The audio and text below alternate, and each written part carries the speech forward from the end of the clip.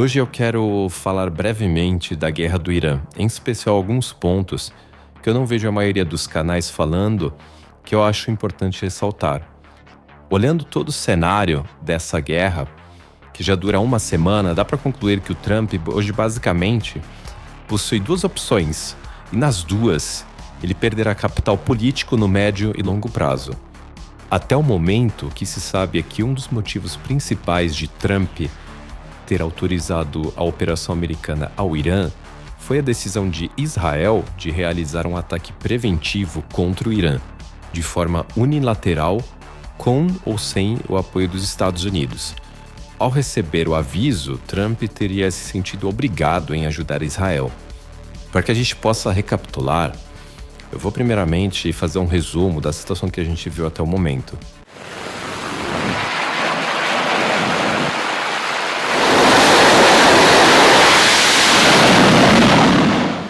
Os Estados Unidos e Israel iniciaram a campanha deles no dia 28 de fevereiro. No primeiro dia, eles mataram num ataque de precisão o Ayatollah do Irã e explodiram também uma escola cheia de crianças. Recentemente, Israel negou esse ataque à escola e não se incomodou em acusar os Estados Unidos. O Trump, por sua vez, acusou o Irã. Nos primeiros dias, os americanos eles disseram que essa operação iria durar apenas alguns dias, que provavelmente terminaria na semana passada. Logo depois, afirmaram que ela provavelmente irá durar cerca de 4 até 6 semanas. E enquanto isso, o Comando Central dos Estados Unidos solicitou mais militares de inteligência ao Pentágono para continuar atuando nessa operação por pelo menos 100 dias, com uma previsão de que esse conflito com o Irã termine por volta de setembro. O que dá para entender é que os americanos não esperavam que a retaliação do Irã fosse dar tanta dor de cabeça na região. A cidade de Dubai se tornou uma cidade fantasma. O Irã lançou mísseis e drones contra todos os países do Golfo, além de Israel. Conseguiram fechar o Estreito de Hormuz, conseguiram atacar diversas bases americanas na região e conseguiram destruir diversos radares de milhões de dólares, enquanto que os estoques de foguetes interceptadores das defesas antiaéreas dos Estados Unidos e dos parceiros deles no Golfo, todos operando sistemas sofisticadíssimos como o Patriot e o THAAD dos americanos, todo o estoque desses foguetes foi comprometido. A gente viu esses países torrarem foguetes para bater drones iranianos e mísseis hipersônicos. Cada foguete interceptador desses sistemas custa em torno de 4 milhões de dólares. Enquanto que um drone iraniano do tipo Shahed 136 custa em torno de 20 mil dólares. Então a gente viu o Irã utilizando armas simples e baratas, mas também muito eficazes, fazendo com que os americanos perdessem, ao que se sabe, quase todo o estoque de munição antiaérea do Oriente Médio, fazendo com que eles tenham que realocar estoques da Ásia, inclusive da Coreia e do Japão, para trazer para essa região. Enquanto isso, nós também vimos que a presença da Marinha Americana na região não foi suficiente para proteger a navegação mercante.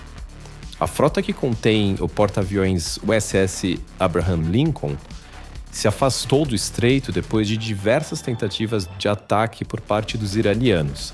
A frota americana estava estacionada no Bahrein. Ela atuou no início da campanha, mas rapidamente saiu da região, se limitando à costa de Omã e o Oceano Índico. Apesar disso, Trump disse que a Marinha Americana poderia escoltar os navios mercantes pelo Estreito de Hormuz. Mas até o momento a gente viu que nada disso aconteceu. A frota americana até o momento afundou os navios grandes de superfície iranianos, fragatas e corvetas, como a corveta que foi torpedeada na costa da Índia e do Sri Lanka. Porém, a verdadeira ameaça são as lanchas rápidas iranianas que atacam os navios no estreito.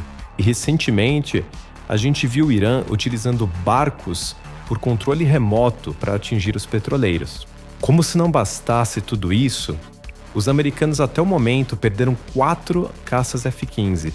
3 deles por fogo amigo de um único caça F-18 do Kuwait, que abateu os 3 F-15 de uma vez só, o que mostra como a coordenação dos americanos com esses países do Golfo ainda é bem precária.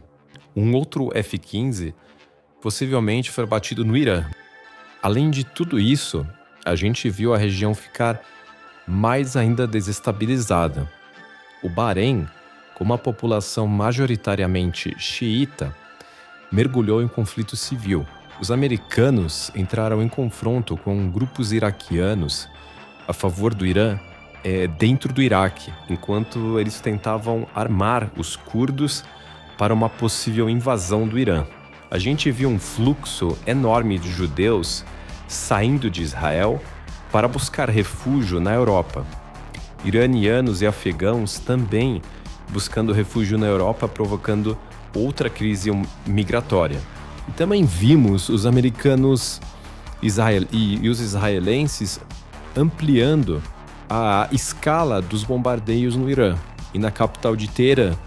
Inclusive, nos vídeos dos ataques divulgados pelos americanos e os israelenses, vimos eles gastando bombas inteligentes de 30 milhões de dólares em alvos falsos pintados com tinta térmica nas bases iranianas. E também jogando um míssil Tomahawk que custa em torno de 3 milhões de dólares em cima de um caminhão que parece um caminhão normal, civil. Na maioria dos vídeos, a gente não vê uma explosão secundária. E olha só, tudo isso fica ainda mais interessante quando a gente soma com as reportagens do Washington Post e Bloomberg, citando fontes de dentro do Pentágono, dizendo que o clima lá dentro é caótico e confuso, que os oficiais de inteligência americanos estão preocupados com a ameaça de drones e mísseis iranianos, com o rápido esgotamento de estoques de anos de interceptadores para a defesa antiaérea e a possível duração longa do conflito. E com a falta desses interceptadores, a camada de defesa antiaérea americana cai radicalmente. E vocês podem ver vários vídeos que estão surgindo agora que você não vê mais esses foguetes interceptadores sendo lançados. O que você vê são alguns desses sistemas Sea-Run americanos atirando contra drones e foguetes. E vale lembrar que esse sistema é uma das últimas camadas de defesa antiaérea dos americanos na região. Essa situação fica ainda mais complicada porque a doutrina americana é claramente baseada na superioridade aérea. Os americanos não possuem, por exemplo, um tanque antiaéreo como o Gepard alemão. Eles possuem o sistema Sea-Run, porém ele também é um sistema que não consegue abater múltiplos alvos ao mesmo tempo, e ele também esgota sua munição rapidamente. Bom, agora que a gente já recapitulou tudo isso, essa primeira semana de guerra, agora nós vemos o Trump com duas opções. A primeira, ele apenas tenta apaziguar ou desescalar o conflito, ou a segunda, ele parte para uma invasão terrestre em larga escala, sem medir esforços. Nas duas opções, o Trump sai perdendo politicamente nesse conflito. Na primeira, se o Trump simplesmente recuar ou apenas dizer que o objetivo, na verdade, era de apenas matar o Ayatollah Khamenei e acabar com a suposta capacidade nuclear do Irã, o que acontece é o seguinte: o regime do Irã vai declarar vitória, eles irão reconstruir tudo que foi destruído, irão reabastecer o arsenal deles da forma mais rápida possível, porque tudo lá é barato, então é fácil de você reconstruir tudo. E o Trump, apesar de também poder declarar algum tipo de vitória com a morte do Khamenei, ele vai sair dessa guerra perdendo capital político, porque de qualquer maneira, em questão de meses, todo mundo vai perceber que a operação teria sido um vexame, por não ter atingido o objetivo principal. Além de que a opinião pública americana é fortemente contra uma nova guerra no Oriente Médio. Então, a gente tem a segunda opção, que seria uma invasão em larga escala no Irã. Os curdos já tentaram fazer isso. Eles fizeram uma inserção na fronteira do Irã que foi repelida recentemente. Uma invasão apenas de guerrilhas curdas já se demonstra inviável. Os curdos são alguns milhares apenas, e as forças armadas iranianas possuem por volta de 500 mil militares. Apenas em período de paz. O Irã é um país vasto. O próprio líder da força curda, em uma recente entrevista, disse que é inviável invadir um país do tamanho da Europa Ocidental, que é o Irã. Então, em conclusão, se os Estados Unidos quiserem efetivamente ter o controle do Irã, ou fazer com que o Irã obedeça às suas ordens, como a Venezuela fez, ao que tudo indica, os americanos irão precisar realizar uma nova invasão em larga escala no Irã. Já foi reportado que o Trump demonstrou muito interesse em enviar tropas ao Irã, apesar de ainda não ter decidido nada. Isso significaria um novo conflito, provavelmente até maior que o conflito do Iraque nos anos 2000.